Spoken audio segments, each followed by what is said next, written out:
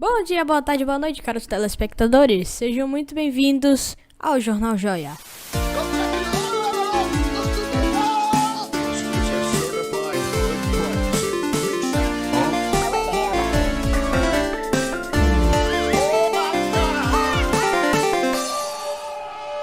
Nesse episódio vamos falar sobre plantas. Os vegetais ou plantas são organismos vivos e possuem características em comum com os demais seres vivos, como a presença de células. Todas as plantas fazem a fotossíntese, ou seja, o processo de absorção de energia solar para a liberação de oxigênio e produção do próprio alimento. Por isso, as plantas são seres vivos autótrofos, que são seres vivos que produzem o próprio alimento. Para realizar a fotossíntese, elas precisam de um pigmento verde chamado de clorofila, que fica no interior do cloroplasto. Cloroplastos são organelas que estão presentes no interior das células das plantas. As plantas utilizam o amido como reserva de energia, produzem glicose e possuem parede celular e celulose. As características que algumas plantas podem ter e outras podem não ter são a dependência da água para a reprodução, a presença de vasos condutores, a presença de órgãos, a presença de sementes e a presença de flores e frutos. As plantas são importantes para os seres humanos e animais por causa dos seus alimentos, pela sua utilidade na produção de medicamentos, pela produção de borracha e itens de madeira. Existem 4 tipos de plantas: briófitas, pteridófitas, gimnospermas e angiospermas. Vamos começar com Efraim falando sobre as briófitas. Briófitas são plantas de pequeno porte encontradas principalmente em áreas úmidas, tendo como exemplo musgos, hepáticas e antróceros. Aqui no meu lado, podemos ver alguns musgos consumindo esse tronco caído. As briófitas, elas não têm órgãos reais. Elas se fixam ao solo por meio de filamentos que são chamados rizoides, que absorvem a água e os sais minerais que o vegetal necessita. As briófitas cobrem o solo, troncos, caules, ramos e as folhas de plantas em florestas úmidas da região tropical, onde desempenham um papel importante na colonização de substâncias nus, a formação e retenção do solo, que é a prevenção de inundação e assoreamento dos rios, a retenção da água, conservação da umidade e prevenção de secas e a redução da erosão do solo e fixação de nitrogênio. Elas servem como substratos para outras plantas e abrigo para pequenos animais que podem ser usadas como bioindicadores ecológicos, paleológicos e dispositivos minerais da poluição da água e do ar. As briófitas são plantas vasculares, que têm ciclo de vida caracterizado pela alternância de gerações. Para entender melhor, temos que dar um zoom nesses musgos. Tá vendo isso? Isso é um musgo, sendo que bem de perto. Só assim que vamos entender o sistema de reprodução das briófitas. Nas briófitas, o sistema de reprodução é similar, mas não igual ao sistema de reprodução das pteridófitas. Nas briófitas temos o corpo principal, denominado de gametófito, que nós podemos ver aqui, que é basicamente um musgo visível. E o órgão sexual, denominado esporófito, que é essa partezinha bem aqui, ó, que é um pouco comprida. Ele é usado através da água, uma parte importante da reprodução. Afinal, o gameta feminino é fecundado após a transmissão do gameta masculino pela água, criando esporófito na fêmea, que semeia o chão com esporos que crescem e se tornam mais uma briófita, e sua mãe fica sem esporófito que cai depois do seu uso. Hoje, na final do Master Joia, com os 2 participantes, Cocomelo e Peppa Pig, e os jurados, Messi e o Aloide, quem será que vai vencer?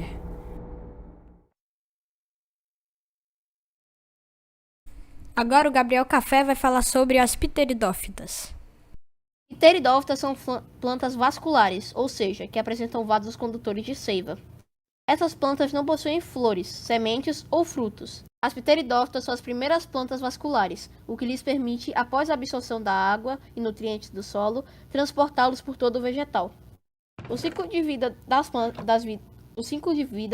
das pteridófitas às vezes é chamado de ciclo de vida das samambaias e é marcado por uma fase assexuada e fase transitória sexuada. É importante destacar que a maioria das pteridófitas vivem em locais úmidos, com solos capazes de reter uma maior quantidade de água. Agora nós vamos ir para uma vila local da cidade.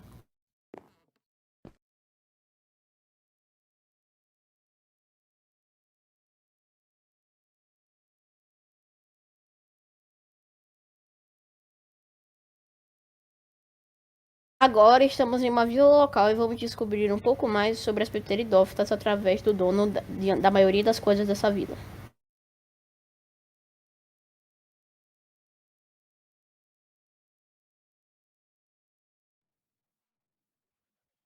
De casa, Olá.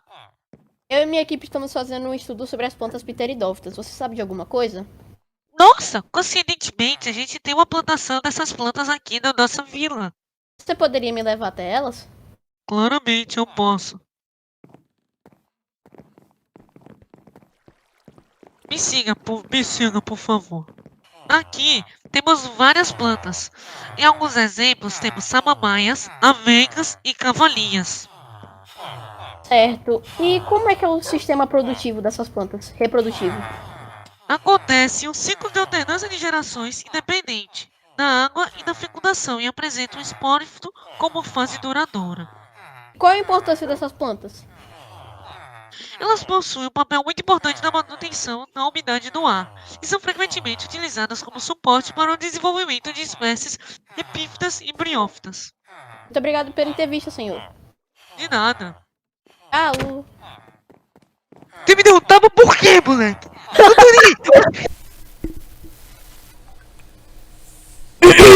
Quem fala das gimnospermas é o Felipe.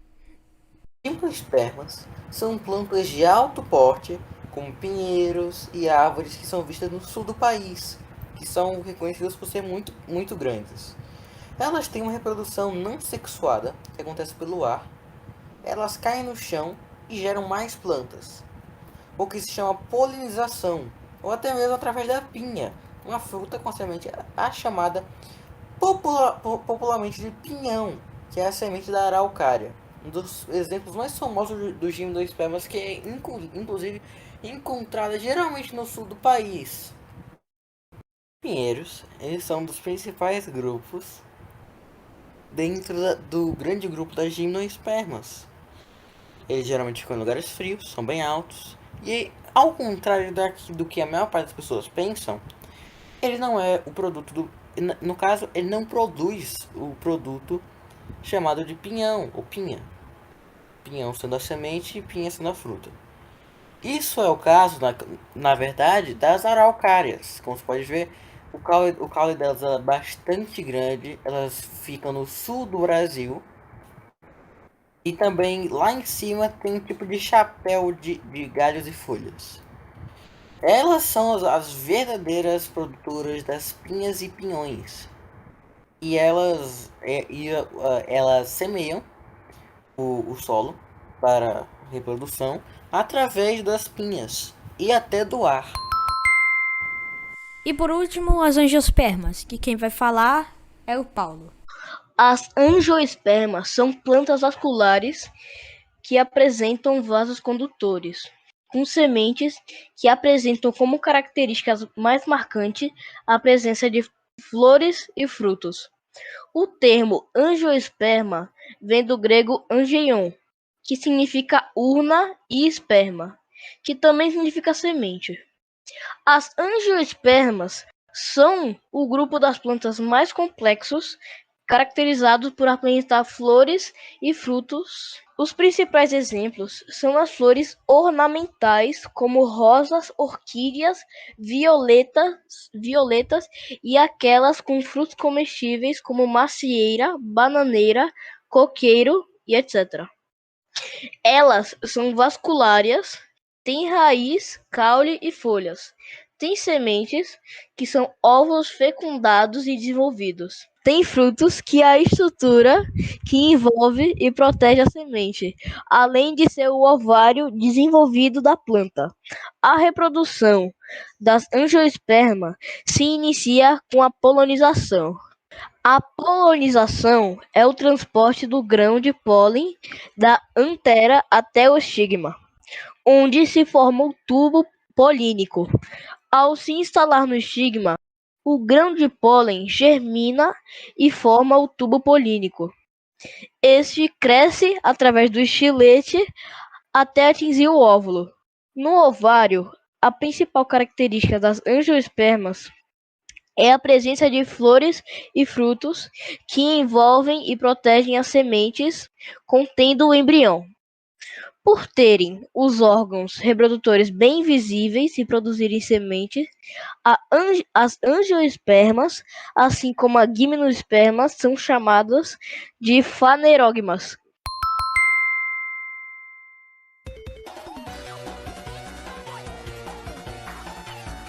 Olá, eu sou o Cristiano Ronaldo, e irei mostrar-vos o shampoo anti-caspa mais eficaz que existe, o Superpoo. Com ele você pode ser o melhor do mundo e comemorar a derrota dos seus inimigos. Com o...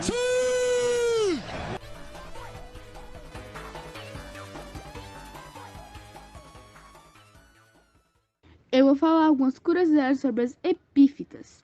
As epífitas são plantas que vivem sobre outras plantas, usando-as como suporte. Não são parasitas, isto é, não retiram da planta suporte nenhuma seiva. As principais epífitas são as orquídeas, bromélias e cactáceas. As epífitas apresentam grande importância na taxonomia e na ecologia dos ambientes. Uma vez que sua riqueza corresponde a 15% da flora vascular, conhecida como Mata Atlântica, e mais de 50% das espécies em algumas áreas.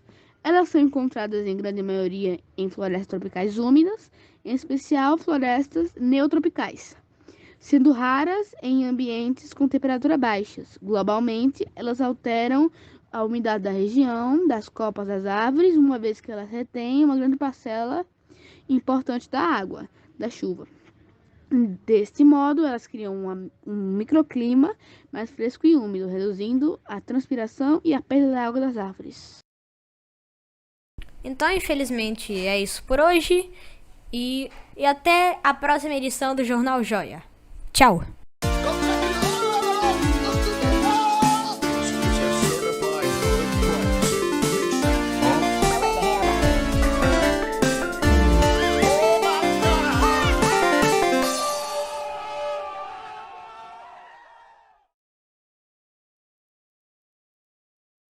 Na verdade, a gente até tem uma plantação dessas plantas aqui.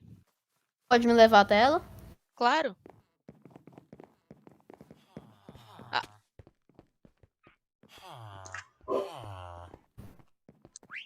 Oh, repete aí, namorada.